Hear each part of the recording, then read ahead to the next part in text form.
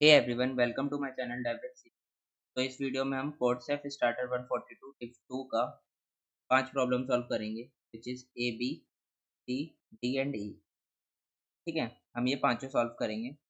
तो सबसे पहले पहली प्रॉब्लम देखते हैं, मेक परम्यूटेशन। तो ठीक है, इसको पढ़ते हैं एंड सॉल्व करते हैं। तो ये प्रॉब्लम है मेक परम्यूटेशन। तो ये क्या कह रहा है? ये कह रहा है F has an array A of size n। के पास array A है साइज n का। He wants to make a permutation using this array। ठीक है, तो कैसे बनाएगा array? Find whether there exist an array B consisting of n known negative integers such that the array C constructed as Ci is equal to Ai plus Bi is a permutation। ठीक है, यहाँ पे इसने permutation की definition दी। तो ये कह रहा है, ठीक है, हम एक अपने एग्जांपल से समझते हैं। तो ये कह रहा है कि हमें एक ए एरे दिया हुआ है एंड हमें एक बी एरे कंस्ट्रक्ट कंस्ट्रक्ट करना है। भी हो सकता है उसमें, है ना। बी एरे कंस्ट्रक्ट करना है हमें, जिसके सम से के सम से के सम से जो हमें आउटपुट मिले, जो हमें सी एरे मिले, वो परम्यूटेशन होना चाहिए, वो वैलिड परम्यूटेशन होना चाहिए। वैलिड परम्यूटेशन क्या होता है? 1 से n तक का की वैल्यू प्रेजेंट होनी चाहिए। ठीक है, ये क्वेश्चन में पूछ रहा है। तो बेसिकली क्या पूछ रहा है वो, कि हम कुछ बी एरे बनाए। लेट्स सपोज इस वाले में देखते हैं बी एरे क्या बन सकता है। अगर मैं कुछ ऐसा बी एरे बना देता हूँ, ठीक है, मैंने ये बना दिया। अब इसका सम करते हैं। ये क्या बना? 4। इसका सम करते हैं। ये क्या बना? 5। इसका सम करते हैं। ये क्या बना? 3। इसका सम करते हैं। ये क्या बना? इसका सम करते हैं। ये क्या बना? 1। ये बन गया हमारा सी एरे। ठीक है, तो अब ये सी एरे क्या है? ये परम्यूटेशन है, वैलिड परम्यूटेशन है ना। वो यही कह रहा है ना। कहते हैं एक बार, वो यही कह रहा है कि CI जो बन रहा है वो इज अ परम्यूटेशन, वो परम्यूटेशन होना चाहिए। ठीक है, तो हमें पता चल गया हमें C ऐसे चाहिए। ठीक है, तो इससे हम क्या ऑब्जर्वेशन निकाल सकते हैं? हमें यहाँ से ऑब्जर्वेशन निकालनी है। तो हम क्या निकाल सकते हैं? देखो, हम क्या कर सकते हैं? सिर्फ एडिशन कर सकते हैं। हम एडिशन कर सकते हैं, हम इसमें सब्सट्रैक्शन नहीं कर सकते, है ना। ये हम उसमें से माइनस नहीं कर सकते। तो ये क्या पता चला, अगर मैं इस वैल्यू को सॉर्ट कर लेता हूँ, लेट्स सपोज सॉर्ट करके क्या बन जाएगा? 1 1 2 3 एंड 4। ठीक है, और मैं इसकी इंडेक्सिंग भी कर देता हूँ 5। ये क्या है? ये मेरा क्या है? ये मेरा एक परम्यूटेशन का वो है, रेंज 2n, है ना। इस रेंज में होनी चाहिए। तो अगर इस रेंज से, मान लो हम यहाँ से ट्रेवल कर रहे हैं, अगर ये एलिमेंट इससे पहले ही बड़ा है, ये सॉर्टेड है, अगर ये इससे बड़ा है, तो हम उसको तो सब्ट्रैक्ट कर ही नहीं सकते, माइनस कर ही नहीं सकते। हम ऐड करके उसको और बढ़ा सकते हैं। वो एलिमेंट तो बन ही नहीं सकता। लेट्स सपोज मैं क्या कह रहा हूँ, अगर ये 2 होता है यहाँ पे, तो 2 इज ग्रेटर देन 1, है ना। तो मैं इसको 1 तो बना ही नहीं सकता था, है ना। इसको मैं 1 तो बना ही नहीं सकता हूँ। मैं इसमें एडिशन प्लस 0 का कर सकता हूँ, मैं इसको इंक्रीज ही कर सकता हूँ, डिक्रीज नहीं कर सकता। ठीक है, तो बस यही हमारी ऑब्जर्वेशन है। हम सॉल्व करेंगे इसको, कि अगर ये जो हमारा एरे ऑफ आई एलिमेंट है वो ग्रेटर देन होता है, हम इसको वैल्यू रख लेंगे वाले को 1 2 1, इंक्रीमेंट करते रहेंगे उसको। अगर वो कभी भी ऐसा हो जाता है, तो हम सिंपली हम प्रिंट कर देंगे कि हम वो एरे, हम सी वाला एरे नहीं बना सकते हैं। और अगर ऐसा नहीं होता तो हम बना सकते हैं।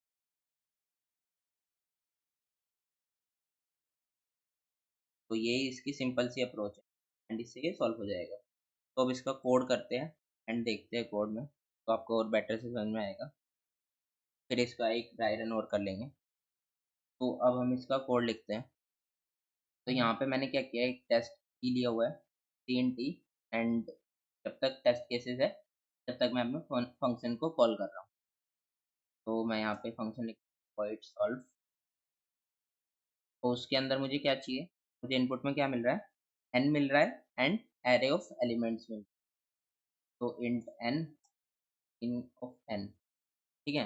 अब मुझे क्या मिल रहा है ना, एरे मिल रहा है। तो मैंने वेक्टर ऑफ इंट में ले लिया, साइज का होगा n साइज का, एंड अब मुझे उसके एलिमेंट्स चाहिए। तो मैं क्या करता हूँ, ये एलिमेंट्स इनपुट में ले लेता हूँ, बस सी इन ऑफ IT, ठीक है। ये मैंने इनपुट ले लिया। अब क्या कर रहा था, मैं सॉर्ट कर रहा था उसको, array dot begin, array dot and. अब मैंने उसको सॉर्ट कर दिया, ठीक है। अब उसके बाद क्या कर रहा था मैं, एक लूप चला रहा था int I is equal to 0 से। इस पे ये लूप चलेगा एरे ऑफ I पे, एरे पे, ठीक है। और और मुझे क्या रखना था, एक अपनी वैल्यू रखनी थी, इंट वैल्यू, इसलिए क्या होगी 1, ठीक है। तो अगर वो एरे ऑफ I जो है वैल्यू के इक्वल होता है तो ठीक है, वो तो ठीक है फिर, है ना। तो मुझे क्या करना होगा, सिंपली वैल्यू को इंक्रीमेंट कर दूंगा और कंटिन्यू कर जाऊंगा आगे के लिए, ठीक है। और अगर वो ऐसा नहीं होता, अगर वो इक्वल नहीं होता, तो मैं क्या चेक करूंगा, क्या वो ग्रेटर देन है। अगर ग्रेटर देन होगा तो आउटपुट नो कर दूंगा, अगर लेस देन होगा तो ठीक है ना।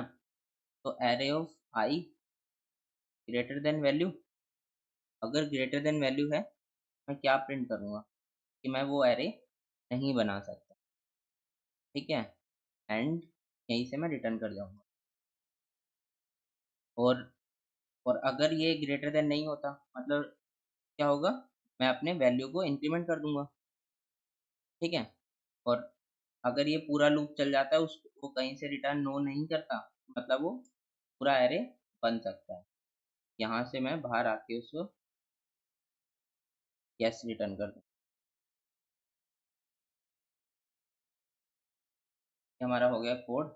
अब इसको रन करते हैं, ये एग्जीक्यूट हो रहा है, एंड अब इसको सबमिट करते हैं। तो ये सबमिट भी हो गया।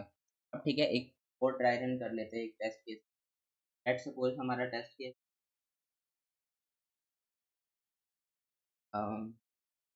टू टू थ्री 4 और 4, ठीक है। तो अभी मैं आई यहाँ पे हूँ, मैंने क्या लिया था, वैल्यू वन ले ली। अब मैं चेक करूँगा क्या array of I greater than है मेरी वैल्यू से। हाँ, ये तो है। मतलब इसको मैं कुछ भी ऐड कर लूँ, मैं अपने इसको परम्यूटेशन बना ही नहीं सकता, है ना, नहीं बना सकता मैं। यहीं से मैं इसमें रिटर्न कर दूंगा सी आउट नो, ठीक है। तो ये बेसिकली ये वाला सॉल्व हो गया। अब अब हम क्या करते हैं, हम सेकंड क्वेश्चन को देखते हैं।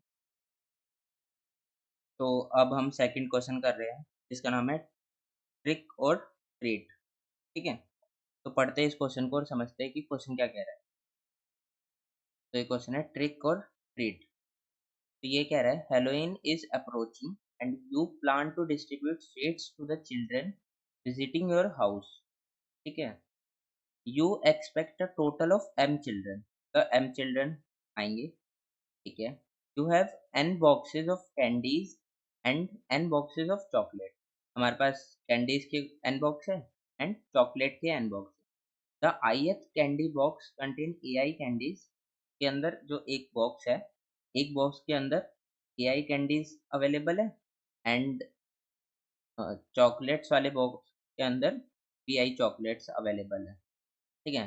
और हमें करना क्या है, exactly one box of candies and exactly one box of chocolate हमें चूज करने हैं, ठीक है। हमें सिर्फ एक बॉक्स और एक एक बॉक्स कैंडी का, एक बॉक्स चॉकलेट का चूज करना है। You will then mix the selected candies and chocolate and distribute the combined sweet equally among the M children such that no sweet is left. हमें उन दोनों को मिक्स करने हैं एंड उनमें M चिल्ड्रंस में डिस्ट्रीब्यूट करने हैं सच दैट कि उसमें कोई भी स्वीट्स ना बचे। तो ठीक है, each child should receive the same number of sweets but the type of sweet do not need to be identical। ठीक है, count the number of ways of choose to choose one box of candies and ठीक है, तो example देखते हैं इसका test cases, तो इसको हम अच्छे से समझते हैं। तो ये हमारा एग्जांपल है, इसमें क्या है कि हमें एन एरे का साइज दिया हुआ है और एम क्या दिया हुआ है हमें, चिल्ड्रंस। ठीक है, नंबर ऑफ चिल्ड्रंस हमें डिस्ट्रीब्यूट करना है। तो हमें क्या बोला है कि हम एक बॉक्स कैंडीज का चूज कर सकते हैं, एक बॉक्स चॉकलेट का चूज कर सकते हैं एंड उन दोनों को मिक्स करके इन एम चिल्ड्रंस में डिस्ट्रीब्यूट करना है। तो देखते हैं कैसे करेंगे। लेट्स सपोज मैं एक बॉक्स 2 वाला चूज कर लेता हूँ वाला, सेकंड चॉकलेट में मैं 13 वाला यूज, ये क्या बनेगा 2 प्लस 13 दोनों को मिक्स कर दिया 15। तो ये मुझे एम चिल्ड्रन में डिवाइड करना है, तो मैं इसको एम चिल्ड्रन में डिस्ट्रीब्यूट कर देता हूँ, बस आ जाएगा, मतलब 3 कैंडीज हर स्टूडेंट के पास होगी। ठीक है, अब सिमिलरली मैं और क्या क्या चूज कर सकता हूँ, 8 10 12, 8 मैंने यहाँ से चूज कर लिया, 12 मैंने यहाँ से, 20 ये 4। ठीक है, एंड और क्या चूज कर सकता हूँ, एंड 12 इज 15। ठीक है, ये भी 3। और क्या ऑप्शन है मेरे पास, और है मेरे पास 10 और 5, 10 प्लस 5 20, 20 डिवाइड बाई 5 4, है ना। और क्या ऑप्शन है मेरे पास, 10 प्लस 15 25 डिवाइड बाई 5 इज 5, है ना। तो मेरे पास और क्या ऑप्शन थे, एक था 10 प्लस 5 और एक था 10 प्लस 15 इज 25। ठीक है, तो मेरे पास ये 5 ऑप्शंस अवेलेबल है, 1 2 3 4 एंड 5। तो मुझे आंसर में क्या रिटर्न करना है, 5 वेज है मेरे पास तो मुझे रिटर्न करने हैं। चेक कर लेते हैं, ये यहाँ पे एक्सप्लेनेशन में बोला है और 5 इसका आंसर है। तो अब मुझे क्या समझ में आता है अपने इस सिंपल से ड्राई रन से, मतलब से क्या क्या मैं अपने इनसाइट निकाल सकता हूँ। तो देखो, मुझे मैं बेसिकली क्या कर रहा हूँ, मैं बेसिकली क्या कर रहा हूँ, ए आई का एक एलिमेंट ले रहा हूँ, एक का एलिमेंट, एंड बीजे का एक बी का एक एलिमेंट ले रहा हूँ, दोनों को सम कर रहा हूँ और उसका मोड क्या किससे कर रहा हूँ, जितने नंबर ऑफ चिल्ड्रंस है। ठीक है, अगर वो 0 आ जाता है तो वेल एंड गुड, है ना। मुझे ये वाली कंडीशन यहाँ से मिलती है। ठीक है, यहाँ से मुझे ये वाली कंडीशन सेटिस्फाई करनी है। तो देखो, इसको हम फर्दर कैसे ब्रेक डाउन कर सकते हैं, हम A I mod of M plus B J mod of M का होल एम मोड एम ऐसे लिख सकते हैं, है ना। एक बार इसको बोलता हूँ। ठीक है, तो हम इसको ऐसे लिख सकते हैं। अब मान लो ये हमारा कुछ एक्स होता है एंड ये कुछ वाई होता है, वैल्यू आती है, तो हम तो भी ऐसे लिख सकते हैं, x plus y mod of m is equal to 0, है ना। तो अब मुझे क्या बताना है, मेरे पास एम है और लेट सपोज मैं एक्स पे या वाई पे एक बार ट्रेवल कर लूँगा। ठीक है, एक बार मैं ट्रेवल कर सकता हूँ एक्स या वाई पे। अगर मुझे समहाउ एक्स से एक्स पे ट्रेवल कर रहा हूँ मैं और मुझे वाई मिल जाए, मेरे लिए बेटर है ना। तो देखते हैं कि वाई का रिलेशन क्या होगा, या फिर वाई पे ट्रेवल कर रहा हूँ मैं, एक्स मिल जाए, है ना। ठीक है, तो तो देखते हैं इसको कैसे निकाल सकते हैं। तो x क्या होगा, x क्या हो सकता है, अगर मुझे y पता है, y के टर्म में क्या हो सकता है। अगर मैं m माइनस, तो मेरा y है, y मोड m कर दूं एंड उसका होल मोड कर दूं, है ना, ये हो सकता है। तो देखते हैं, ड्राई रन करके देखते हैं क्या ये वैलिड है कि नहीं। तो मुझे अभी तक क्या क्या करना है, देखो, मैं एक वैल्यू को तो स्टोर कर सकता हूँ अपने उसमें, इसमें, अपने मैप में या फिर किसी एरे में, ठीक है। दूसरी वैल्यू पे मैं ट्रैवल करके फाइंड कर सकता हूँ, है ना। मैं क्या कह रहा हूँ, मैं एक मैप बना लूंगा, यहाँ पे बना लेते हैं। मैंने एक मैप बना लिया, ठीक है। मैप में मैं क्या कर रहा हूँ, मैं क्या कर रहा हूँ कि ए मॉड्यूलो एम को स्टोर कर रहा हूँ, है ना, ताकि ताकि मैं जब वाई पे ट्रैवल करूँ तो मुझे एक्स का चिंता ना करना पड़े, एक्स को मैं डायरेक्ट बिग ऑफ 1 में एक्सेस कर लूँ, ठीक है, या मतलब कम टाइम कॉम्प्लेक्सिटी में एक्सेस कर लूँ। मैं क्या करता हूँ, इसको स्टोर करके रख लेता हूँ, इसकी सारी वैल्यू को एक्स में, मैप में। मैं क्या करूँगा, मैंने स्टोर कर लिया टू मोड 5, मतलब ए आई मोड ऑफ एम, है ना। ये कितना आएगा, ये कितना आएगा, 2, 2 का मैंने एक काउंट बढ़ा दिया 1 से, ठीक है।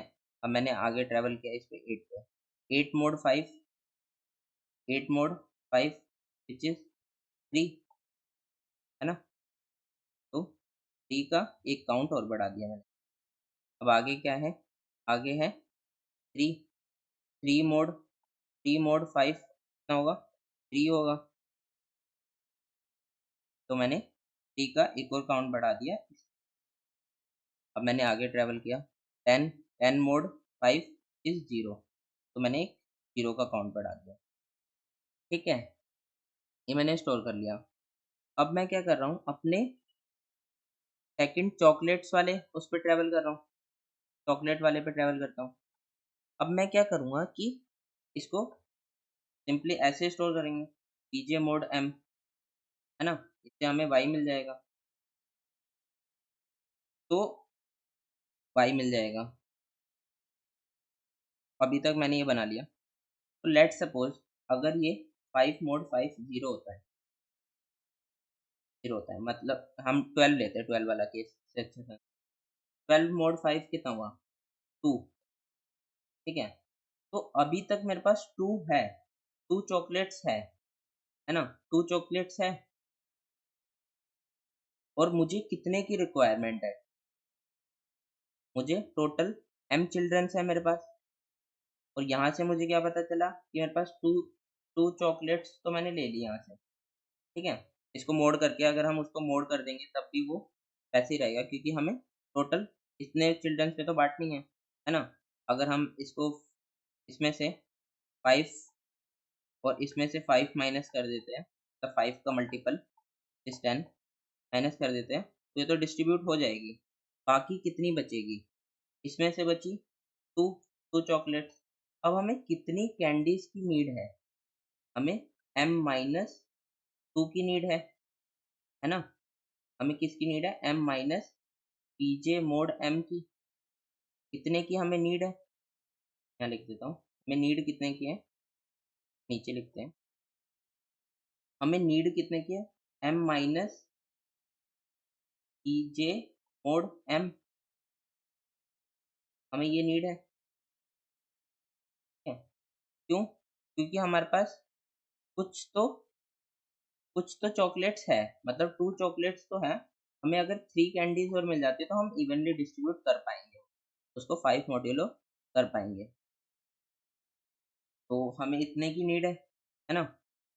तो अगर ये इसका मैं टोटल का मोड कर देता हूँ और वो 0 आ जाता है, तो ठीक है, मुझे मिल गया आंसर, है ना, मुझे मिल गया आंसर, ठीक है। तो मुझे ये तो पता चल गया मुझे कितने की नीड है। अब ये नीड को मैं कहाँ पे चेक करूँगा, कहाँ पे, जो हमने मैप में स्टोर किया था ना, कि क्या इस नीड की कैंडीज अवेलेबल है। मुझे 3 की नीड थी, 3 नीड की कैंडीज अवेलेबल है, तो वो मुझे इससे पता चल जाएगा, मैं डायरेक्ट एक्सेस कर सकता हूँ, है ना। तो बेसिकली मैंने क्या क्या बताया कि हम पहले इसका मोड निकाल लेंगे, देन इसका मोड निकाल लेंगे, फिर हम उसकी नीड निकालेंगे कि कितने की, और मतलब इतनी चॉकलेट्स तो मेरे पास है, और बाकी कितनी मुझे नीड है, एम माइनस कितना इसका मोड आएगा, बेटर में लिखता हूँ M minus P J mode M, कितने की मुझे और नीड है ना। अगर वो टोटल मोड एम से डिविजिबल होता है, ठीक है, मुझे एक मिल गया, है ना। तो ये हमारी अप्रोच है। अब इसको कोड करके देखते हैं तो आपको और बेटर से समझ आया होगा। तो हमें पहले क्या लेना है कि टेस्ट केसेस लेने हैं, वो इनपुट में ले लिया हमने, एंड हम जितने टेस्ट केसेस होंगे उतने पे मूव करेंगे, ठीक है। अब हमें क्या लेना है, हमें 3 वैल्यू दी है, इत- अ, 2 वैल्यू दी है हमें, एन एंड एम, ठीक है। मैंने सेफ्टी पर्पस के लिए लॉन्ग लॉन्ग इंट में ले लिया। अब फिर इसको चेक करते हैं कि कंस्ट्रेंट क्या है, 10⁻⁹, ठीक है, तो लॉन्ग लॉन्ग इंट ले, ठीक है, एंड ये ले लिया। अब इसका इनपुट ले लेते हैं, एन और एम का हमने इनपुट ले लिया। अब मुझे क्या करना है, एक मैप बनाना है ना, मैप बनाना है, जिसमें मैं क्या क्या स्टोर करूँगा। मैं अपने जो फर्स्ट वाला एरे था का मोड निकाल के स्टोर कर लूँगा, ताकि जब मैं अपने बी वाले ट्रैवल जब मैं बी वाले उस पे ट्रैवल करूँ, तो मुझे पता चल जाए कि मेरी नीड इतनी है, और मैं उसमें सर्च कर लूँगा फिर अपने एरे में, अपने मैप में, ठीक है। तो अब मुझे क्या करना है, अपना ए वाला स्टोर करना है, int I is equal to 0, I less than n plus in of array of I। ये मैंने इनपुट ले लिया array of I का, और साथ ही साथ मैं उसे अपने मैप में भी स्टोर कर लेता हूँ, map of array of I mode of m, तो का काउंट में इंक्रीज कर लूँ, और इसको, ठीक है, ये मैंने अभी तक कर लिया। अब मुझे क्या करना है, अब मुझे एक अब मुझे बी वाला एरे इनपुट में लेना है, ये वाला, एंड उसकी नीड निकालनी है। मैं क्या करता हूँ, डायरेक्ट उस पर ट्रेवल करता हूँ, कितने होंगे उसमें, एन तक होंगे। तो अब मुझे इनपुट में क्या मिल जाएगा, मैं क्या ले सकता हूँ, हर एक एलिमेंट एक्सेस कर सकता हूँ, 5, 12, 15 एंड 13। तो उसको मैंने कर लेता हूँ बी में, तो मैं यहाँ पे डिक्लेयर करता हूँ इंट, ठीक है, उसका मैंने इनपुट ले लिया। अब इसको मैं क्या करूँगा, पहले मॉड्यूलो एम करूँगा, है ना। जो एक्स्ट्रा है कैंडी, अगर वो 5 एम कैंडी के मॉड्यूलों में होती है, तो मैं इवनली डिस्ट्रीब्यूट आराम से कर सकता हूँ। मैंने बी मोड एम कर लिया। अब जो रिमाइंडर बचा अब जो रिमाइंडर बचा, इतनी तो मेरे पास चॉकलेट अवेलेबल है, इतनी मेरे पास चॉकलेट्स चॉकलेट है ना, इतनी चॉकलेट्स मेरे पास है अवेलेबल, ठीक है। तो इतनी चॉकलेट्स तो मेरे पास है। अब मुझे क्या निकालना है कि मुझे कितनी नीड है, कितनी मुझे नीड है। तो वो कैसे निकलेगा, एम माइनस मेंडस, है ना, और उसका मोड एम, ठीक है। अब ये इसको मैं क्या करूँगा, इसको मैं अपने मैप में सर्च कर लूँगा। इसको मैंने अपने मैप में सर्च कर लिया, मैप डॉट एंड, अगर वो प्रेजेंट होता है प्रेजेंट होता है, तो जितने उसमें एंटिटी है, उतना मेरे पास वो मेरा नंबर ऑफ वेज में जुड़ जाएगा, है ना। तो आंसर ये लिख लेते है ना, वो मेरे उतने आंसर में जुड़ जाएगा। सॉन्ग सॉन्ग आंसर, ठीक है, उतना वो मेरे आंसर में जुड़ जाएगा। एंड लास्ट में मैं क्या करूँगा कि आउट ऑफ आंसर, ठीक है। तो एक बार ट्राई रन करेंगे दोबारा से एंड समझेंगे और बेटर है।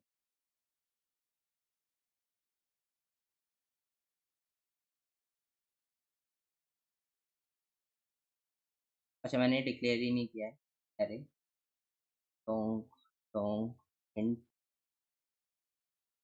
ठीक है, जो मैंने इनपुट में लिया था वो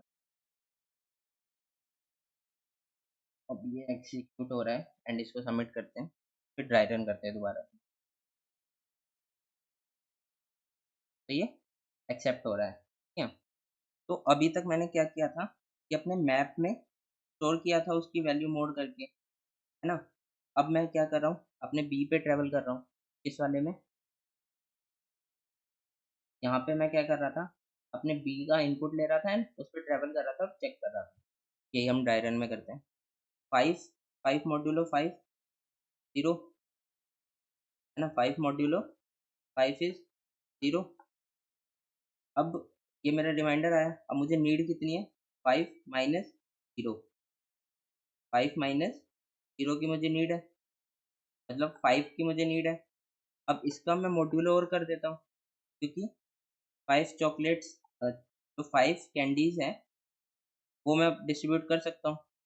तो ये कितना आया, 5 मॉड्यूलो 5 इज 0। क्या जीरो मेरे मैप में अवेलेबल है? हाँ, जीरो मेरे मैप में अवेलेबल है। तो मैंने क्या किया, अपने आंसर में 1 ऐड कर दिया, ठीक है। अब मैं आगे मूव किया, मैंने अब आगे मूव किया 12। अब मैं चेक करूँगा कि 12 मॉड्यूलो 5 कितना आया, 2। अब मुझे नीड कितनी है, 5 - 2 की 3, 3 की मुझे नीड है। क्या 3 मेरे मैप में अवेलेबल है? हाँ, 3 टाइम्स है, तो मैंने इसको 2 टाइम्स से बढ़ा दिया, ये हो गया 3, ठीक है। अब मैं आगे मूव करता हूँ 15 पे, तो 15 पे मूव किया, 15 मॉड्यूलो 5 0, है ना, 0 आया। कितने की नीड है, 5 - 0, 5, इसको मॉड्यूलो करेंगे 5 से, 0, 0 है, हाँ मैप में है। मैंने इसको 1 से और इंक्रीमेंट कर दिया। अब क्या आया, 13। अब मैं आगे मूव किया, अब आया 13। अब मैंने क्या दोबारा से चेक किया, 13 मॉड्यूलो 5 इक्वल टू 3। अब नीड कितने की है मुझे, 5 - 3 इज 2, 2 की और नीड है, ठीक है। 2 मॉड्यूलो 5 करेंगे तब भी 2 ही आएगा, है ना। तो 2 की और नीड है, 2 मैं अपने मैप में चेक कर लूँगा, क्या 2 प्रेजेंट है? हाँ 2 है, तो 1 से और मैं इंक्रीमेंट कर दूँगा। 3 से 1 इंक्रीमेंट होके 4 बना था पहले, अब 4 से 1 इंक्रीमेंट होके 5 बन गया। यही हमारा आंसर है, ठीक है। तो बेसिकली हमने सेकंड क्वेश्चन भी अपना सॉल्व कर लिया। तो अब हम थर्ड की तरफ देखते हैं, और थर्ड, तो अब हम अपना थर्ड क्वेश्चन करने जा रहे हैं, इसका नाम है स्प्लिट परम्यूटेशन, ठीक है। तो इसको पढ़ते हैं एंड देखते हैं कि क्वेश्चन क्या कह रहा है। तो ये कह रहा है, the goodness of a permutation is the maximum integer k such that the permutation can be split into exactly k subarray where each subarray has the same sum, ठीक है। तो ये मैं समझाता हूँ, the goodness of a permutation is the maximum integer के। तो एक परम्यूटेशन की गुडनेस क्या होगी, वो होगी मैक्सिमम इंटीजर के, और के क्या है, के क्या है, के है exactly k subarray where each subarray has the sum same sum, ठीक है। ये क्या है, ये एक स्प्लिट, उसको स्प्लिट करके ये सब एरे बनेंगे, वो क्या होने चाहिए, सेम सम के सारे सब एरे होने चाहिए, ठीक है। इतना तो समझ में आता है। अभी आगे बढ़ते हैं। You are given an integer n, generate a permutation of length n which has maximum goodness, ठीक है। If multiple permutation with maximum goodness exist, print any. यहाँ पे हमें परम्यूटेशन की डेफिनेशन दी है और स्प्लिट की डेफिनेशन दी हुई है। तो ठीक है, हम अपना एक टेस्ट केस देखते हैं। तो ये क्या है, कंसीडर द परम्यूटेशन 1 2 3। एक परम्यूटेशन दिया 1 2 3, उसको हम कितने सब एरेज में डिवाइड कर सकते हैं? हम उसको दो मैक्सिमम सब एरेज में डिवाइड कर सकते हैं, इसका सम कितना होगा? 3, जो कि इक्वल है। ये इस वाले सब एरे का सम होगा 3 एंड इस वाले का सम है 3।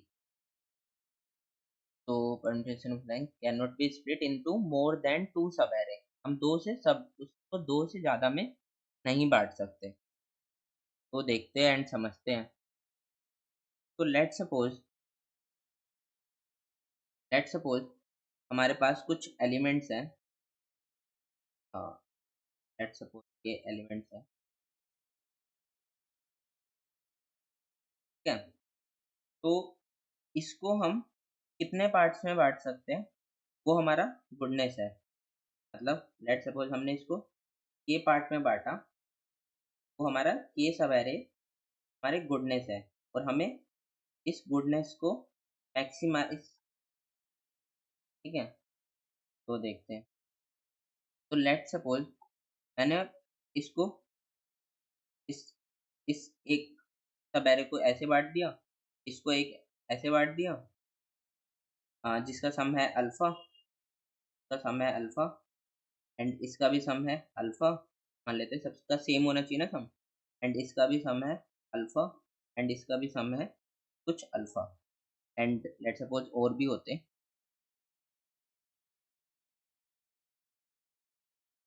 और भी होता, या फिर और भी होता यहाँ पे, ठीक है। तो उसको भी हम ऐसे ही डिवाइड कर लेते हैं, उसका सम भी अल्फा होता। स्टॉप, उसको भी हम ऐसे डिवाइड कर लेते हैं, है ना। हमने ऐसे डिवाइड कर लिया।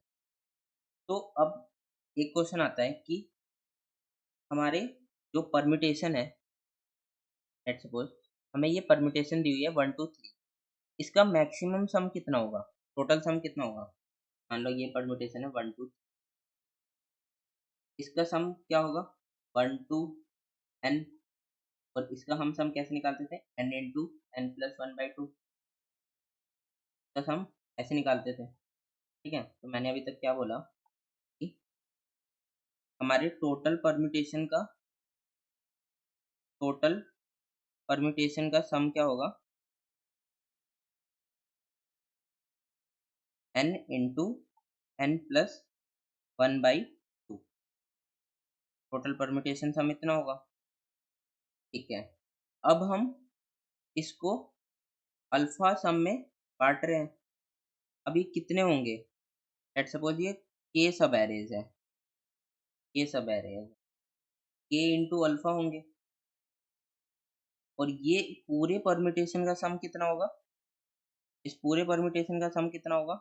इस वाले का, इसका होगा n इंटू n प्लस 1/2, ठीक है। तो मैं इसको ऐसे लिख सकता हूँ n इंटू n प्लस 1/2। ये मेरी एक इक्वेशन बन गई, है ना। क्यों? क्योंकि मैंने सबको सेम सम में डिवाइड किया और मैंने उसको के सब एरेज में डिवाइड किया, ठीक है। तो उसका सम कितना होगा? अब हमें क्या करना है, अपने के को मैक्सिमाइज करना है। गिवन क्या है हमें? ये कंडीशन, गिवन दैट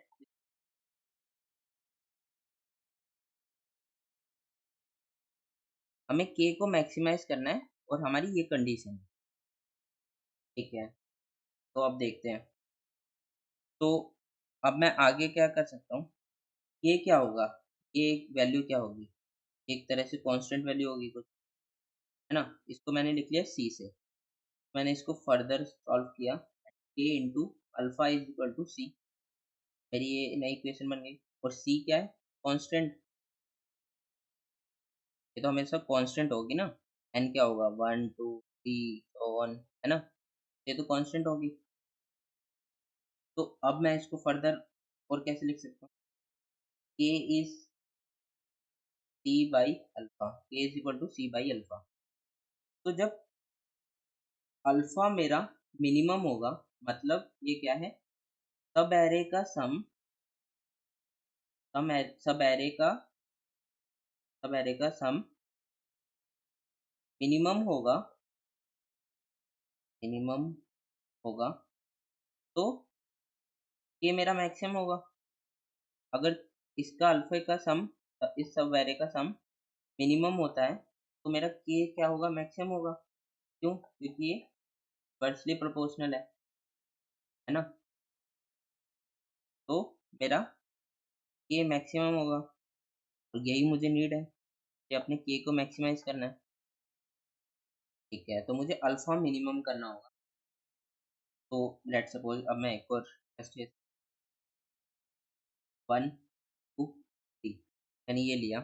अब मैं देख रहा हूँ कि मिनिमम क्या हो सकता है। तो मैंने इसको कैसे डिवाइड किया, मैंने इसको डिवाइड किया 1 और 2 में और 3 में। तो अगर मैं इस n को एक किसी में भी इंक्लूड करके डिवाइड करता हूँ, लेट सपोज मैंने ऐसे नहीं करता, मैंने इसको ऐसे डिवाइड किया 2 3 एंड, आई नो ये वैलिड आंसर नहीं है, पर मान लो मैंने ऐसे डिवाइड किया, तो अब इसका ये तो वैलिड ही नहीं है, नॉट वैलिड, है ना। ये तो होगा ही नहीं। ठीक है, तो हमें वैसे ही डिवाइड करना पड़ेगा, हमें वैसे ही डिवाइड करना, 1 2 एंड 3। तो अभी इन दोनों में मिनिमम सम क्या है, 3 है। तो जहां पे भी n होगा, n तो मेरा मिनिमम सम होगा, n मिनिमम सम होगा। क्यों?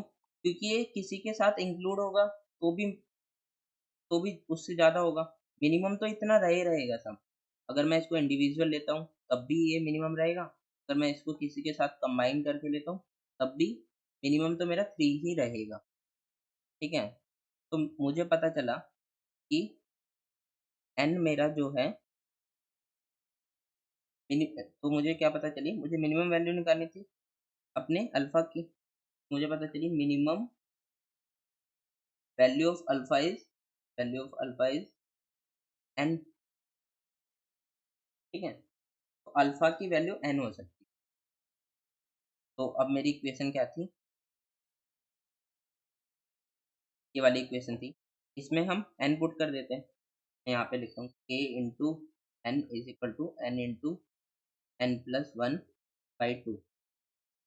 ठीक है, ये मेरी इक्वेशन थी, इसमें मैंने अल्फा की जगह n पुट कर दिया क्योंकि वो मिनिमम वैल्यू है। तो k इज इक्वल टू क्या हो गया, ये n नीचे जाएगा, ये क्या बच जाएगा, n+1/2, ये बच गई। अब मेरी k की वैल्यू इतनी आ गई। ठीक है, की वैल्यू इतनी आ गई। तो अब देखो, अब ये n पे डिपेंड कर रहा है, तो अब हम n के बारे में सोचेंगे कि n क्या क्या हो सकता है, कैसे। ठीक है, तो लेट सपोज मैं दो केस बनाता हूँ। n अगर ओड होता है एंड n क्या होगा, इवन। ये दो केसेस है, n ओड होता है, n इवन होता है। अगर n इवन होता है तो इवन +1 क्या बनेगा, ओड। ओड बाई 2 इतने सब एरेज होने चाहिए, तो ओड बाई 2 क्या होगा, एक तरह से डेसिमल में होगा, तो हमारे डेसिमल में तो सब एरेज हो ही नहीं सकते ना, डेसिमल में तो सब एरे हो ही नहीं सकते। मतलब 1/2 इज 0.5, हमारे पास 0.5 सब एरे हो ही नहीं सकते, या तो 1 होगा, 1 सब एरे होगा, या फिर 2 सब एरे होगा। ठीक है, तो ये तो वैलिड नहीं है, मतलब अगर n इवन है तो वो वैलिड नहीं है, हमारा के सब एरेज चल सकते, के सब एरेज नहीं बन सकते। और अगर n ओड है तो क्या होगा, बताता हूँ। ओड +1 क्या होगा, इवन, इवन/2, है ना, इवन आएगा। ठीक है, तो मतलब हम इतने, अगर ओड है तो हम अपने सब एरेज बना सकते हैं। कितने सब एरेज बना सकते हैं, n+1/2। तो ये सब एरेस कैसे बनेगा? तो हमारा जो एन क्या था, एन था हमारा, उसका सम एन होना चाहिए। तो हम एक सब एरे बना देते हैं एन, एक में ले लेते हैं वन और एन माइनस वन, और एक बना देते हैं माइनस टू, है ना। इन दोनों का सम क्या होगा? Two plus n minus two क्या होगा? इस एन, है ना। मिनिमम सम इतना ही होगा। तो ऐसे मेरे पास कितने कितने सब एरे होंगे? ऐसे मेरे पास के होंगे, ऐसे चलते चलते के सब एरे होंगे, ठीक है। ये मेरा ओड वाले केस का आंसर होगा, है ना। और इवन वाले केस में क्या होगा? अल्फा अ, अल्फा एन तो नहीं हो सकता इस वाले में, अल्फा एन तो नहीं हो सकता। तो हम कुछ और सोचते हैं, क्या हो सकता है? क्या इवन वाले केस में भी नहीं हो गया? तो अल्फा, अगर एन मिनिमम नहीं है, तो एन से जस्ट बड़ा हो सकता है मिनिमम, है ना। तो एन से जस्ट बड़ा, जस्ट बड़ा क्या होगा? एन प्लस वन, ये मिनिमम हो सकता है। अब मैं ये अपनी वैल्यू में पुट करके देखता हूँ अपनी कौन सी इक्वेशन में, पहली इक्वेशन में। एक यहाँ से क्या बनेगा? A into n plus one is equal to n into n plus one by two. अब तो मैं भेजूंगा, तो ये बन जाएगा k is equal to n by to,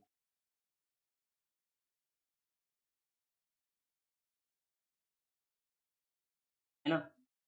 ये बन जाएगा। तो इतने में ये के मेरा इतना बन जाएगा एन बाई टू। तो मैं इतने में सब एरे बना सकता हूँ, अगर इवन इवन केस होगा। अगर एन इवन होगा तो मैं इतने सब एरेज फॉर्म कर सकता हूँ। और इनका सम क्या होगा? सम कितना होगा? अल्फा सम होगा, अल्फा सम होगा। ये हमारा सम था ना अल्फा, अल्फा सम होगा एन प्लस वन। तो मुझे इवन वाले केस में कैसे कैसे सब एरे बनाने पड़ेंगे? मुझे बनाने पड़ेंगे वन और एन, इनका सम क्या है? एन प्लस वन, ना। इन दोनों का sum n plus one, n plus one. और क्या सब एरे बनेगा?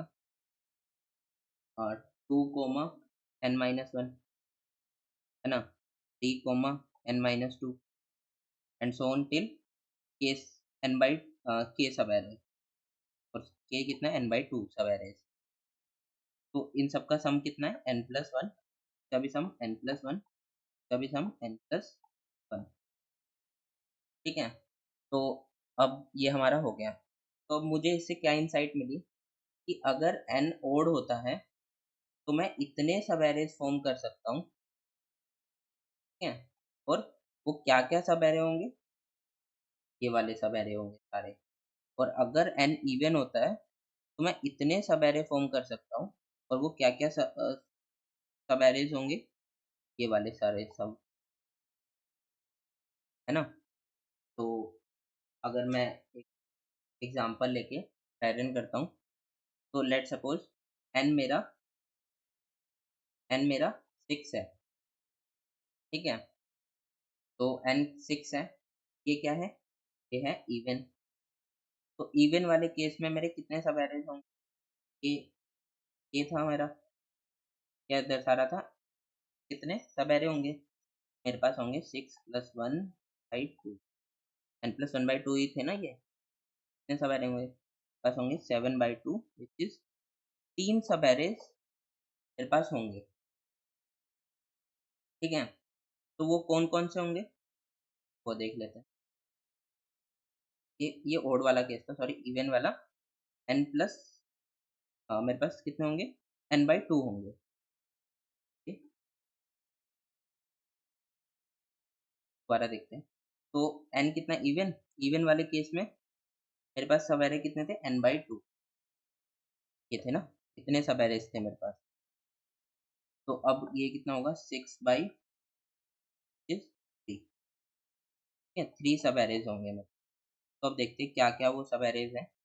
वो सब एरेज थे मेरे पास वन से एन, मतलब वन सिक्स 16 है ना, एक सब एरे ये बन गया। दूसरा क्या है 25, 2n-1, 2n-1। तीसरा क्या है 3, 4 है ना, यही होंगे। और मुझे क्या रिटर्न करना है, परम्यूटेशन रिटर्न करनी है। मैं सिंपली इसको ऐसे ही प्रिंट कर दूंगा 1 6 2 5 3 4। एक मेरी परम्यूटेशन हो गई है ना, तो ये मैं ऐसे रिटर्न कर दूंगा। अब एक ओड वाला केस भी देख लेते हैं। लेट्स सपोज n7 है, इस ओड ना, उसके उस केस में कितने सब एरे होंगे n+1/2, विच इज 7 + 1/2, 4। 4 सब एरेज होंगे। 4 कौन कौन से होंगे, एक तो क्या होगा हमारा 4 कौन कौन से, n होगा एक तो, है ना, एक तो n होगा यहाँ पे n, फिर एक 1 से n-1, तो n होगा, एक तो 7 ही होगा, एक क्या होगा 1 6 होगा, 1 और n-1, फिर 2 और n-2, 3 और n-4, है ना। तो ये मेरा एक, ये 4 सब एरेज बन गए, इसका सम इक्वल है कितना है देखो 7 7 7 एंड 7। और ये मैक्सिमम सब एरेज बन सकते हैं हमारे इस परम्यूटेशन में 1 to n परम्यूटेशन। तो अब जल्दी से इसका कोड लिख लेते हैं। तो यहाँ पे कोड लिखते हैं, आपको और बेटर से समझ में आएगा। तो हमें सबसे पहले इंट टी लेना है, टेस्ट केसेस, ये तो हमेशा कॉमन ही रहता है, आप अपने टेम्पलेट में भी इंक्लूड कर सकते हो, टेम्पलेट भी बना सकते हो। ठीक है, तो n ले लिया हमने, n जो हमें मिल रहा है इनपुट में, n ले लिया। फिर अगर n इवन होता है, अगर n इवन होता है तो मुझे क्या करना है कि मेरे कितने सब एरेज होंगे, फॉर्म करने अपने सब एरेज। तो 0 से लेके, सॉरी 1 से लेके कितने सब एरेज होंगे n/2, है ना, n/2, n/2 सब एरेज होंगे। i प्लस कितने सब एरेज होंगे, और वो सब एरेज क्या क्या होंगे i और n-i प्लस, ठीक है, n-i प्लस कितने, ये मेरे सब एरे होंगे। ये मैंने क्या लिखा, मैंने लिखा 1 और 6, जैसे हमारे 6 वाले में था ना, पहले 1 और 6 प्रिंट होगा, वाले में क्या प्रिंट होगा, पहले 1 और 1,6,6, देन क्या होगा 5, देन क्या होगा 3,4, ठीक है। और एल्स वाले केस में क्या करना है, जब वो कोड होगा तो हमारे कितने सब एरेज बनेंगे, हमारे सब एरेज बनेंगे n/2 + 1, n+1/2, है ना। तो अभी n/2 तक हम प्रिंट कर लेते हैं पहले तो, है ना, फिर एक हम अलग से प्रिंट कर लेंगे। तो सी आउट आई एंड ये क्या होगा n-i, ठीक है। ये कैसे प्रिंट होगा, ये प्रिंट होगा सिंपली ऊपर वाला ही ऐसा ही, है ना, ये भी।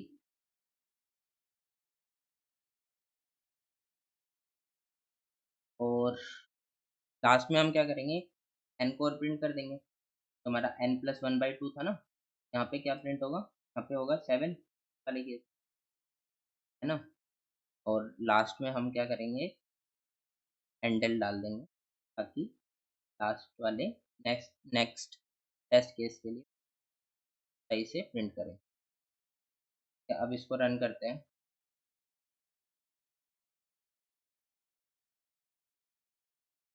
दोबारा रन करते हैं, तो ये एग्जीक्यूट हो रहा है एंड इसको सबमिट करते हैं। तो ये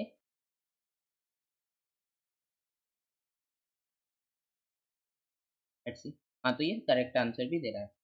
बेसिकली हमने थर्ड क्वेश्चन भी सॉल्व कर लिया, तो हमने थर्ड भी सॉल्व कर लिया। अब हम फोर्थ वाला क्वेश्चन देखते हैं अपना। तो अब हम अपना क्वेश्चन नंबर डी करने जा रहे हैं, जिसका नाम है tree removal.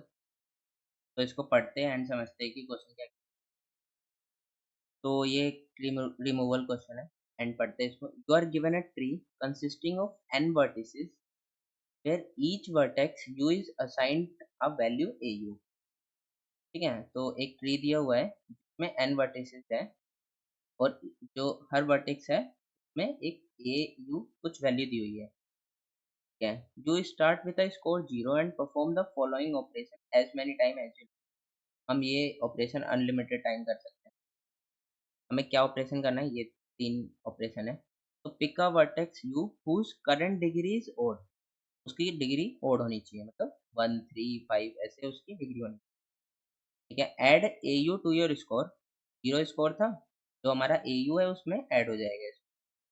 Remove vertex u and all its incident edges from the graph. उसके सारे हमें वर्टेक्स और एजेस हटा देने हैं। या find a sequence of vertex to remove that attain the maximum score. हमें मैक्सिमम स्कोर दिखाना है। ठीक है, और यहाँ पे हमें ये थोड़ी डेफिनेशन दी। तो ठीक है, समझते हैं इसको। तो बेसिकली हमें क्या बोल रहा है कि हमें एक ट्री दिया हुआ है। Let's suppose हमारा ट्री है।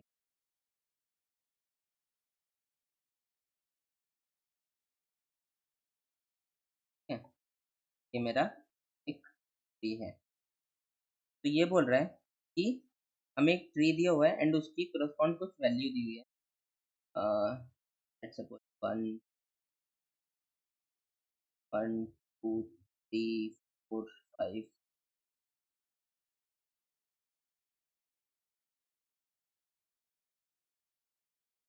30 ऐसे कुछ हमें वैल्यू दी हुई है। तो हमें क्या करना है कि हमें ओड नंबर ऑफ डिग्री वाले वर्टेक्स को ओड नंबर डिग्री वाले वर्टेक्स को हम रिमूव कर सकते हैं और उसका स्कोर हम अपने स्कोर में ऐड कर सकते हैं। उसकी वैल्यू हम अपने स्कोर में ऐड कर सकते हैं। तो ओड नंबर वाली डिग्री वाले कौन से एलिमेंट होंगे, देखते हैं। तो ये 2 है, इसके 3 है, तो ये एक ओड नंबर वाला है। ठीक है, ये एक ओड नंबर वाला है, ये ओड नंबर वाला है, ये ओड वाला है ना। यहाँ पे मैं और बना लेता 6। तो ये ये इवन नंबर वाला है, 1 2 3 4 है ना। इसकी डिग्री 4 है। डिग्री तो पता है ना, जितने एजेस उससे कनेक्टेड होते हैं वो डिग्री होती है। ठीक है, तो मुझे ओड नंबर वाले देखने हैं। तो मुझे क्या दिखता है इसमें कि ये ओड नंबर वाला है ना, इसके पास 1 है। ये ओड नंबर वाला है, इसके पास 1 है। ठीक है, ऐसे सारे लीफ नोड के पास, जो भी लीफ नोड होगा उसके पास always odd number of degree होगी, है ना। उसके पास 1 ही डिग्री होगी बेसिकली। तो इसको मैं रिमूव कर सकता हूँ। ठीक है, तो मैं क्या करूँगा, इसको मैंने रिमूव कर दिया, 3 वाले को, और इसकी वर्टेक्स को भी रिमूव कर दूंगा। तो ये मैंने 3 वाले को रिमूव कर दिया। अब मेरे पास क्या बचा, मैंने स्कोर में अपना 3 ऐड कर लिया। अब मैं अपनी सेकंड लीफ नोड पे गया, सेकंड लीफ नोड 4 पे, इसको भी मैं रिमूव कर देता हूँ। तो भी मैंने रिमूव कर दिया। अब ये क्या बन गया, 4। ऐसी मैंने सारी अपनी लीफ नोड रिमूव कर दी। लेट्स सपोज मैंने अपनी सारी लीफ नोड और उसके वर्टेक्स रिमूव कर दी।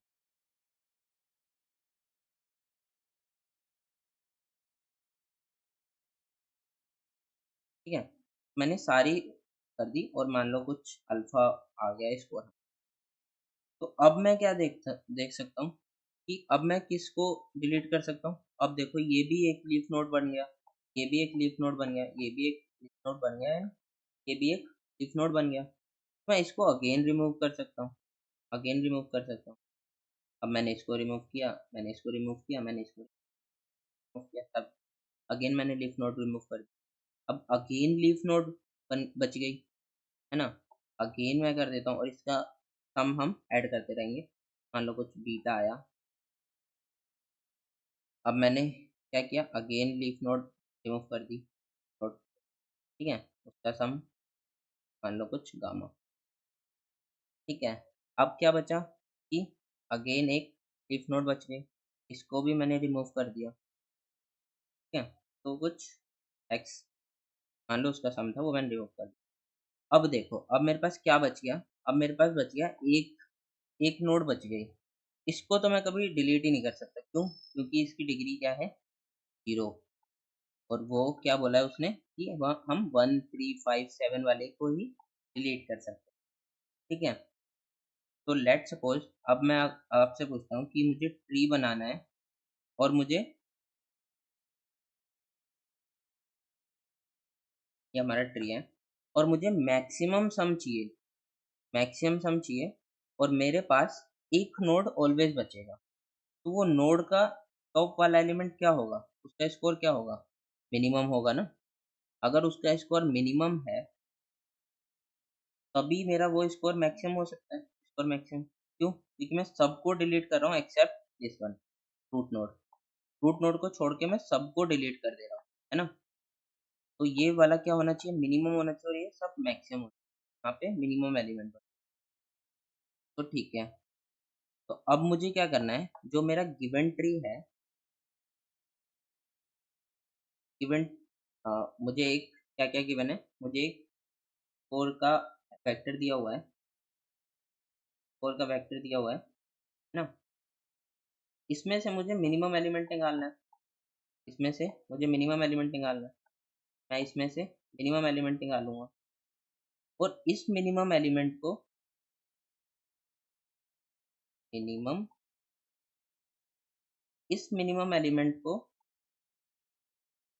इस वाले मिनिमम एलिमेंट को मैं अपना रूट नोड बना दूंगा, है ना, रूट नोड बना दूंगा, और उसको छोड़ के मैं बाकी सारा डिलीट कर दूँ। ठीक है, अब ये तो हो गया। अब पर एक प्रॉब्लम क्या है, इसने बोला है find a sequence of vertices to remove that attain the maximum score. तो हमें ये नहीं बताना कि कितना समय है, हमें बताना है कि सीक्वेंस किस सीक्वेंस में हम उसको डिलीट कर रहे हैं। ठीक है, हमें सीक्वेंस बताना है कि हम पहले इस नोड को डिलीट करें, हम इस नोड को डिलीट करें, देन इसको, देन इसको, देन इसको, ये सीक्वेंस बताना है। तो वो भी काफ़ी सिंपल है। लेट्स सपोज मेरा ये ट्री है, ये मेरा ट्री है। तो इस पे मैं क्या कर सकता हूँ, अपना सीक्वेंस निकालने के लिए मुझे क्या करना है, मुझे सबसे पहले अपने लीफ नोड प्रिंट करने हैं, लीफ नोड, है ना। Then again leaf node print करने, रिमूव करने के बाद। तो ट्री पे ट्रेवर्सल करने के क्या क्या वे हैं,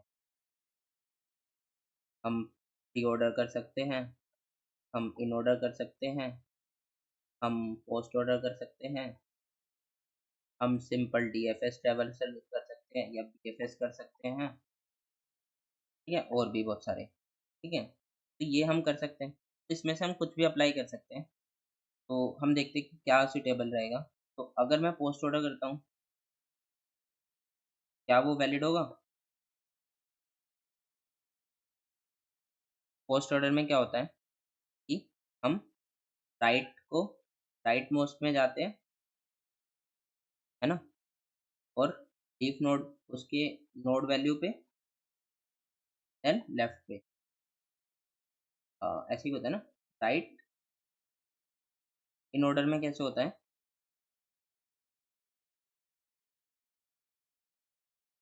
इन ऑर्डर में हम राइट पे जाते हैं, लेफ्ट में जाते हैं, सॉरी, हम पहले लेफ्ट मोस्ट में जाते हैं एंड देन उसका नोड वैल्यू प्रिंट करते हैं, देन राइट मोस्ट।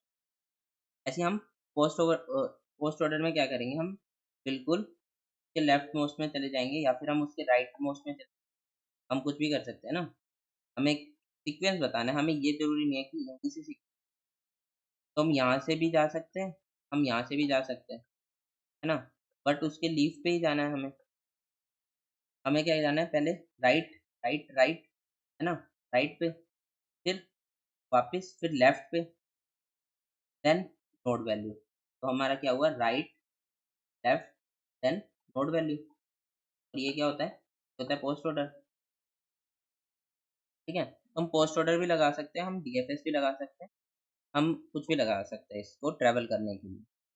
ठीक है, तो अब इसको हम कोड में देखते हैं एंड समझते हैं क्या हमारे लिए बेटर रहेगा। मैंने इसका कोड लिखा हुआ है पहले से, मैं थोड़ा बड़ा कर देता हूँ। तो सबसे पहले क्या है, टेस्ट केसेस हमने इनपुट में ले लिया, है ना? और हमने टेस्ट केसेस ले लिए इनपुट में एंड जितने टेस्ट केसेस है उस पर ट्रैवल करके अपना सॉल्व फंक्शन कॉल कर दिया। ठीक है, फिर हमें क्या मिला, number of vertices, number of nodes. ठीक है, और हमें क्या मिला, ये क्या है हमारा स्कोर की एरे, मैंने बताया था ना स्कोर का एरे। कौन सा एरे, ये वाला एरे। इसमें से हमें क्या निकालना है, मिनिमम एलिमेंट। तो हमने ये स्कोर एरे का इनपुट ले लिया यहाँ पे एंड अपना ग्राफ क्रिएट कर लिया। यहाँ पे हमने इसको ग्राफ क्रिएट कर लिया, और ये ग्राफ कैसे क्रिएट किया हमने, अनडायरेक्टेड, मतलब ए टू बी एंड टू ए। ठीक है, हम ए टू बी भी जा सकते हैं एंड बी टू ए भी जा सकते हैं, मतलब हम ए टू बी भी जा सकते हैं एंड बी टू ए भी जा सकते हैं, है ना? हमारा अनडायरेक्टेड ग्राफ बन गया एंड नाउ मैंने क्या किया, वो हटा, सॉरी यहाँ रहा। फिर मैंने क्या किया, एक मिनिमम एलिमेंट को मैं बताता हूँ अभी क्यों। फिर मैंने एक क्या किया, एक मिनिमम एलिमेंट निकाल लिया अपने किसमें से, अपने स्कोर वाले एरे में से, है ना, यहाँ से। और अपना रूट में उसको जो मिनिमम एलिमेंट है उसको रूट में असाइन कर दिया। ठीक है, फिर मैंने क्या किया, पोस्ट ऑर्डर ट्रैवर्सल किया और उसके मैं रूट पास कर दिया, ग्राफ पास कर दिया, और जो जो नोड मैं विजिटेड करता रह जा रहा हूँ उसको मैंने विजिटेड एरे में स्टोर कर लिया, ताकि मैं दोबारा वो ना करूँ, और आंसर मैं अपने पुश करता रहूँगा ताकि उससे मुझे सीक्वेंस मिल जाए आंसर।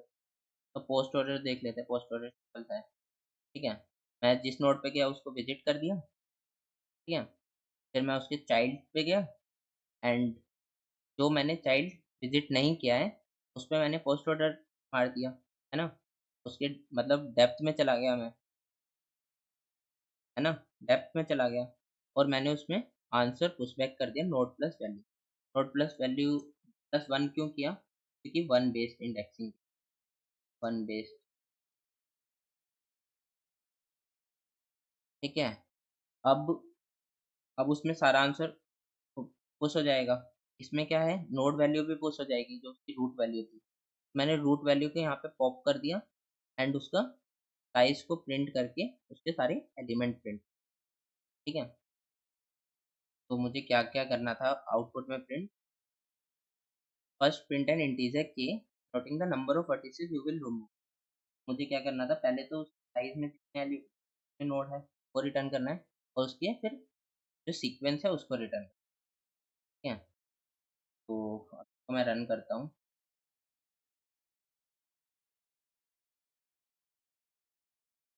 यस, अब इसको सबमिट करता हूँ।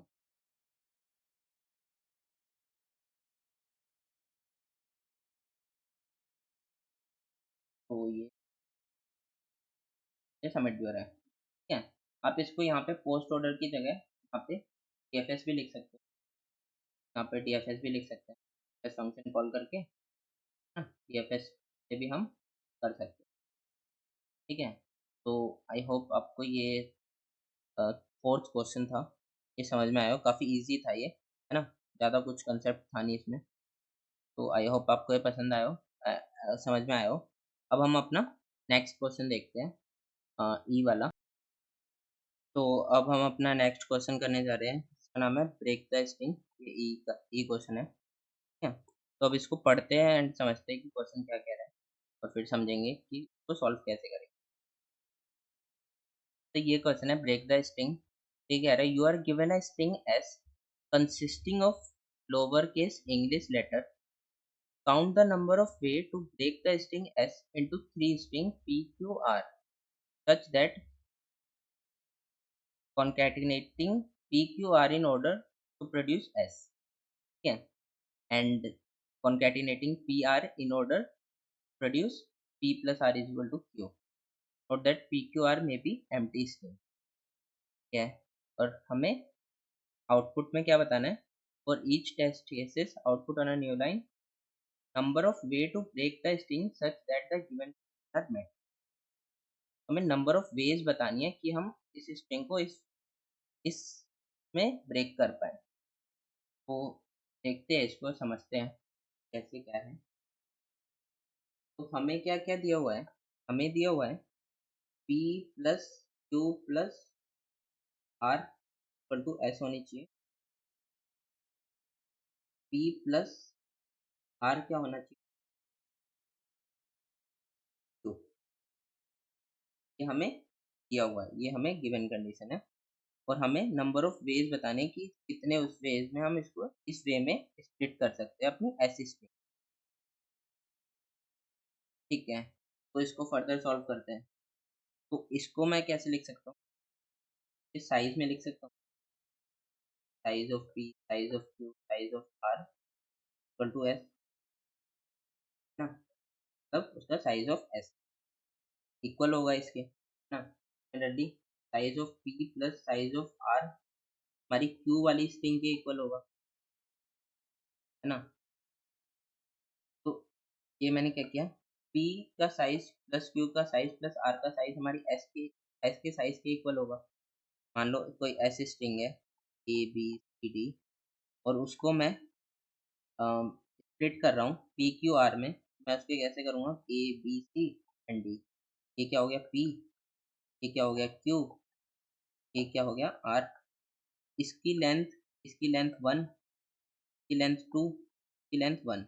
ये कितनी होगी, 2 प्लस 1 4, 2 प्लस 1 प्लस 1 4। वो S के इक्वल है 4 लेंथ की, है ना। यही मतलब हुआ इसका। सिमिलरली इसके लिए भी ऐसे हुआ।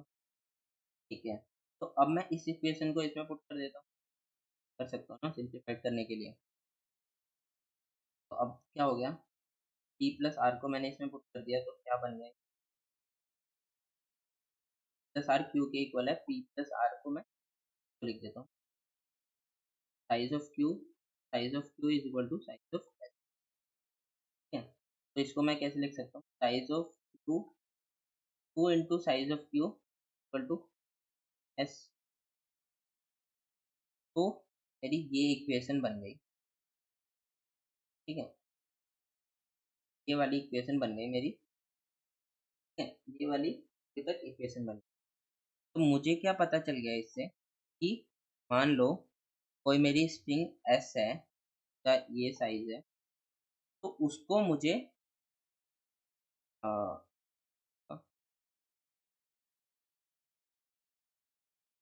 मान लो ये कुछ उसके अंदर कैरेक्टर है।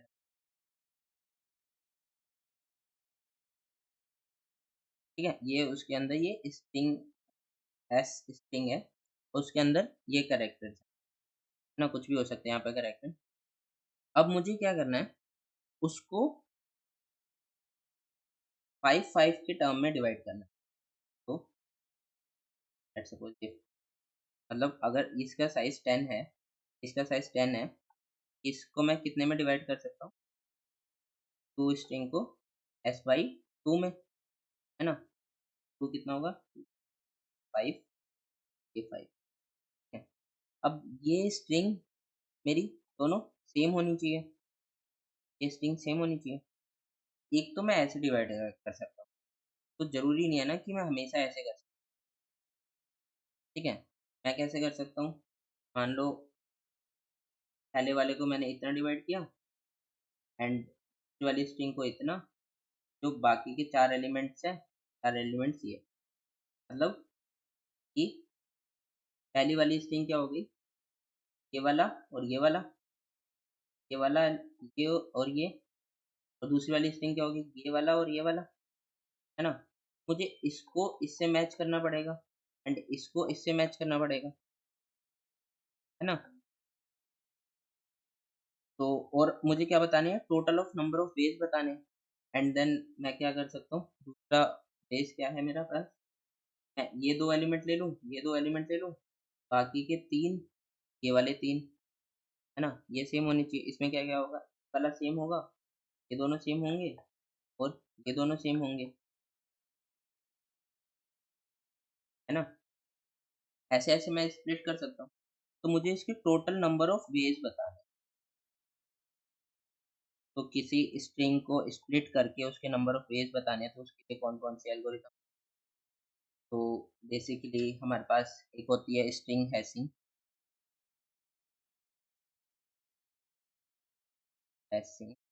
एंड एक होती है केएमपी, एंड बहुत सारी और भी होती है। तो हम किसी से भी सॉल्व कर सकते हैं। तो इसमें हम स्ट्रिंग हैशिंग देखते हैं और समझते हैं कि स्ट्रिंग हैशिंग से कैसे सॉल्व करते हैं। तो स्ट्रिंग हैशिंग में क्या होता है, मैं उसका ऊपर ऊपर से कंसेप्ट बताता हूँ। स्ट्रिंग,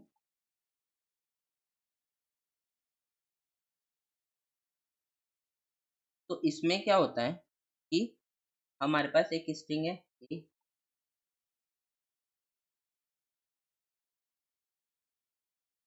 बस ए, और एक स्ट्रिंग है बी। हम क्या करते हैं कि इस ए स्ट्रिंग का कुछ हैश बना लेते हैं एंड बी स्ट्रिंग का कुछ हैश बना लेते हैं, है ना। और हैश कैसे बना सकते हैं हम, उसको हम किसी भी उसमें डिकोड कर सकते हैं। मतलब एक तरह से हम उसका ऐसा कोड कर देंगे कि उसका एक पैटर्न से ऐसे कोड कर देंगे ताकि वो सेम हैश बन जाए, ठीक है। तो अब अगर मुझे स्ट्रिंग मैच करनी है कि मेरी ए स्ट्रिंग, ए वाली स्ट्रिंग बी वाली स्ट्रिंग के इक्वल है, तो मैं क्या चेक कर लूँगा सिंपली, क्या मेरा hash of a is equal to hash of b, है ना। सिंपली मैं क्या कह रहा हूँ कि मेरे पास मान लो ए स्ट्रिंग है, ये पूरी स्ट्रिंग है, मान लो उसका साइज कुछ है, ठीक है। और मुझे क्या चेक करना है कि ए वाली स्ट्रिंग का 0 से लेके 4 तक, मतलब 0 से लेके 4 तक, 0 to 4 क्या इक्वल है 5 to 9 के, क्या इक्वल है 5 to 9, 5 to 9। तो उसका क्या करूँगा मैं, इन दोनों का हैश निकालूंगा। क्या करूँगा, हैश ऑफ 0 to 4 कंपेयर कर लूँगा हैश ऑफ 5 to 9, है ना। ऐसे मैं हैश कंपेयर कर लूँगा, अगर हैश इक्वल आता है तो हाँ वो स्ट्रिंग इक्वल है, अगर नहीं आता इक्वल तो वो स्ट्रिंग नॉट इक्वल है, ठीक है। और अब अब देखते हैं कि हैश हम कैसे निकाल सकते हैं। तो हैश निकालने के लिए हम क्या करते हैं, एक प्राइम नंबर ले लेते हैं, मान लो 131, ठीक है। और फिर क्या करते हैं, हम अपना फर्स्ट वाला कैरेक्टर को मल्टीप्लाई करते हैं p raise to the power 0 से, प्लस एरे ऑफ 1 को, तो सेकंड कैरेक्टर को मल्टीप्लाई करते हैं p raise to the power 1 से, एरे ऑफ 2 को p raise to the power 2 से, एरे ऑफ 3 को पी रेस टू पावर 3 से, एंड सो ऑन, जितने भी एलिमेंट है array of n, p raise to the power n. ऐसे हम उसका हैश निकाल लेते हैं, ठीक है। अब लेट सपोज ये तो हमारा इनिशियल से हमने हैश निकाला। अब लेट सपोज कोई मेरे से, जैसे यहाँ पे था ना, हमें इस वाले का हैश निकालना होता मिड में से, तो हमें क्या दिया होता, मान लो कि हमें दिया होता hash of l comma r, कुछ एल होगा और आर का कुछ, इन दोनों का हैश बताओ, ठीक है। तो हम कैसे निकाल सकते हैं, देखो मान लो हमें इस वाले का हैश बताना है, तो हम क्या करेंगे, यहाँ से यहाँ तक का हैश निकाल लेंगे, है ना, और यहाँ से यहाँ तक का निकाल लेंगे, ठीक है, यहाँ से यहाँ तक का निकाल लेंगे। और इस पूरे में से इस पूरे में से इस वाले पूरे में से इसको रिमूव कर देंगे, तो ये हमें ये वाला हैश मिल जाएगा। बट ये इतना आसान नहीं होता, देखते समझते कैसे क्या होता है। तो हम क्या कर रहे हैं कि हम अपने स्ट्रिंग को किसी हैश में कन्वर्ट कर रहे हैं, मतलब इंटीजर में कन्वर्ट कर रहे हैं, ठीक है। तो ये इंटीजर वैल्यू बड़ी भी हो सकती है, काफ़ी बड़ी भी हो सकती है ना, क्योंकि हम पी से उसमें प्राइम नंबर से मल्टीप्लाई कर रहे हैं, तो ये वैल्यू काफ़ी बड़ी भी हो सकती है। तो हमें क्या करना होगा, इसका मोड मोड निकालना होगा। हमें मोड निकाल के इसको स्टोर करना पड़ेगा, तभी वो वैल्यू स्टोर होगी, है ना? हमें किसी बड़ी वैल्यू से उसका मोड करना पड़ेगा और इसको स्टोर करना पड़ेगा। तो अगर मैं कहूँ कि हमें मोड के साथ करना है, ये हैश निकालना है, तो काफ़ी डिफिकल्ट होगा, क्योंकि a माइनस बी का मोड, हमें ये फॉर्मूला लगाना पड़ेगा, है ना? हमें यही करना है ना। a क्या है, 0 टू n, b क्या है, 0 टू 2, मान लो 2 तक, में से ये माइनस करना है। मैं क्या कह रहा हूँ, इसका हैश कैसे निकलेगा, हैश निकलेगा hash of r plus one, 0 से r या 1 से r प्लस वन तक, माइनस हैश ऑफ l, है ना? फिर उसका size into power of r माइनस l प्लस वन, ठीक है? अब उसका क्या मोड होगा, mod of m plus m, फिर होल मोड ऑफ m, ठीक है? अगर हमें hash of l comma r निकालना है, तो हम उसको ऐसे इस फॉर्मूले से निकाल सकते हैं, ठीक है? तो ये हमारा क्या हो गया, स्ट्रिंग हैशिंग की एल्गोरिथम हो गई, ठीक है? तो हमें क्या करना है, अब कि हम अपने ओरिजिनल क्वेश्चन पे आते हैं, टेक द स्ट्रिंग। तो हमें क्या करना है, इसको 2 पार्टों में स्प्लिट करना है और चेक करना है कि कितने नंबर ऑफ वेज है। वो कैसे करेंगे हम, स्ट्रिंग स्ट्रिंग हैशिंग से, ठीक है? तो अब इसका कोड लिखते हैं तो बेटर समझ में आएगा। तो मैं इसका कोड समझाता हूँ आपको। तो इनिशियली मैंने क्या किया, टेस्ट केसेस लिए, तो सिंपल है, ठीक है? यहाँ पे फिर मैंने क्या किया, मैंने एक प्राइम नंबर लिया 331, आई गेस मैंने यहाँ पे 113, इस मे बी प्राइम और मे नॉट बी, ठीक है? देख लेते हैं, हम क्या लेंगे, 331, मानो 331 हम कोई प्राइम नंबर ले लेते हैं, ठीक है? फिर मैंने क्या किया, पावर को प्री कंप्यूट कर लिया, पावर को प्री कंप्यूट कर लिया। पावर क्या, कौन सी पावर की बात कर रहा हूँ मैं, पी वाली, P note, P1, P2, P, ठीक है? ये काफ़ी टाइम कॉम्प्लेक्सिटी लेगा, इसको इसलिए हमने इसको प्री कंप्यूट कर लिया, ठीक है? प्री कंप्यूट कर लिया हमने पावर्स को, और हमने अपना जितने टेस्ट केसेस है उसके लिए सॉल्व फंक्शन कॉल कर दिया। तो सॉल्व की तरफ देखते हैं, ठीक है? तो सॉल्व में हमें एक n मिल रहा है और हमें स्ट्रिंग मिल रही है, ठीक है? हमने एक n डिक्लेयर कर लिया और हमें स्ट्रिंग मिल रही है s, उसको हमने यहाँ पे इनपुट में ले लिया। और n क्या है, हमारा स्ट्रिंग का साइज, ठीक है? तो अगर n modulo 2 is equal to, अगर ये ओड होता है, तो देखते हैं ये वाला केस।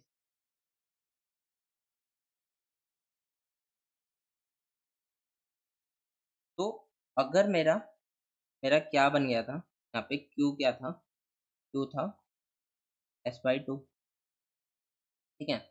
अगर इसकी लेंथ जो है वो ओड होती है, तो ओड डिवाइड बाई 2 क्या होगा, ये डेसिमल होगा, है ना?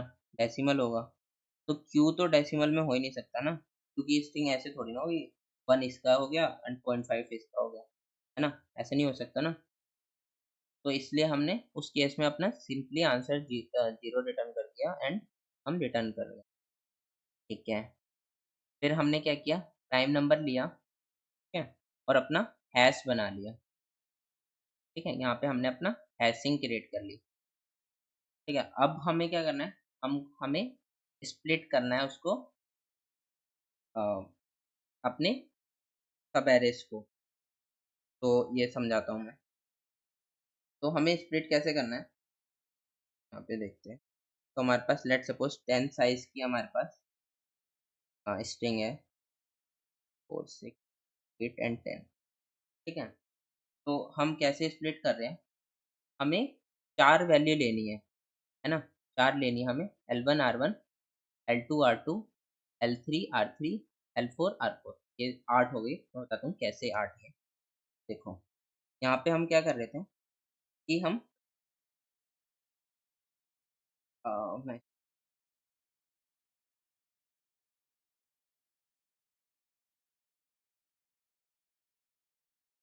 तो यहाँ पे हम क्या कर रहे थे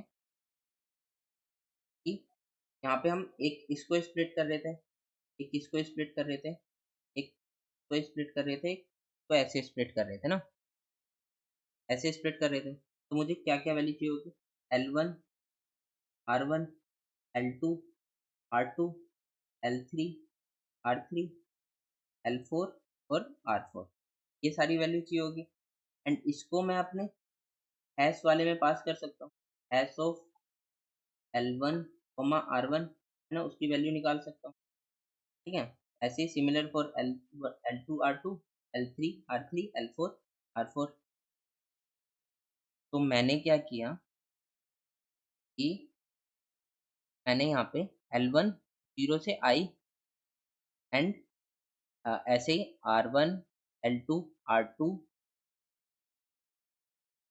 L2 R2 L3 R3 L4 R4 ऐसे डिवाइड कर लिया एंड कंपेयर कर लिया अपना L1 और L2 इक्वल है और L3 R3 और L4 R4 इक्वल है, ये भी देख लेते हैं। तो मैं क्या कह रहा हूँ कि हमने उसको ऐसे डिवाइड किया था। अब मुझे इसमें क्या कंपेयर करना पड़ेगा, ये वाला जो इसका प्रीफिक्स है इसके इक्वल होना चाहिए और इसका सफिक्स के इक्वल होना चाहिए, है ना। मतलब ये वाला और ये वाला इक्वल होना चाहिए, ये वाला और ये वाला इक्वल होना चाहिए, तभी स्ट्रिंग मैच होगी, है ना। यही मैंने यहाँ पे चेक कर लिया है। ठीक है, और अगर वो होता है तो काउंट को इंक्रीमेंट कर दिया। ठीक है, ये मैंने यहाँ इस वाले फॉर लूप में मैंने क्या कर लिया कि अपना सारा सारा डिवीजन वाला चेक कर लिया, मतलब 1 वाला 2 वाला, है ना, एंड फिर 3 वाला आएगा, 4 वाला आएगा, ऐसे। ठीक है, और फिर लास्ट में मैंने क्या चेक कर लिया, अपना लास्ट वाला जो बच रहा है मेरा 0 से n/2 - 1, मतलब 0 से 5 तक एंड 5 से 10 तक, 0 to 5 5 to 10। ठीक है, ये वाला पूरा चेक कर लिया। अगर वो भी होता है तो उसको भी काउंट में इंक्रीमेंट कर दिया एंड काउंट में फिर लास्ट में काउंट को रिटर्न कर दिया। ठीक है, ये कोड हो गया एंड अब इसको रन करते हैं।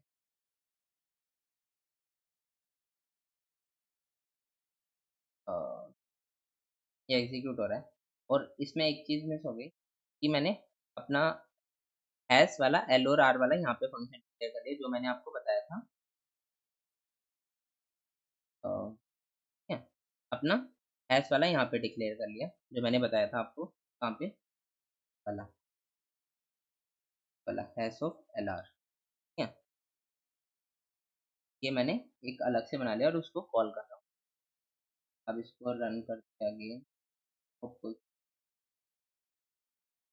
तो ये सक्सेस एग्जीक्यूट हो रहा है। सबमिट करते हैं तो ये, ठीक है, तो ये पास भी हो गया। ठीक है, तो हमने अभी तक 5 प्रॉब्लम सॉल्व कर लिए। हमने सॉल्व किया ये ई वाला, ई वाला टेक द स्ट्रिंग, है ना। हमने सॉल्व किया ट्री रिमूवल, हमने सॉल्व किया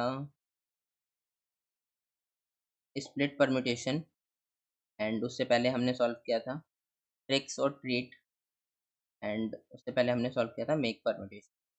तो हमने कोड सेफ स्टार्टर 140 div 2 के हमने 5 प्रॉब्लम सॉल्व कर लिए, A B C D and E. तो इस वीडियो के लिए इतना ही। आई होप आपको पसंद आया हो। अगर पसंद आया हो तो लाइक कर देना, सब्सक्राइब कर देना, है ना, ताकि ऐसी वीडियो आपको और मिलती रहे, है ना। तो that's it for the video.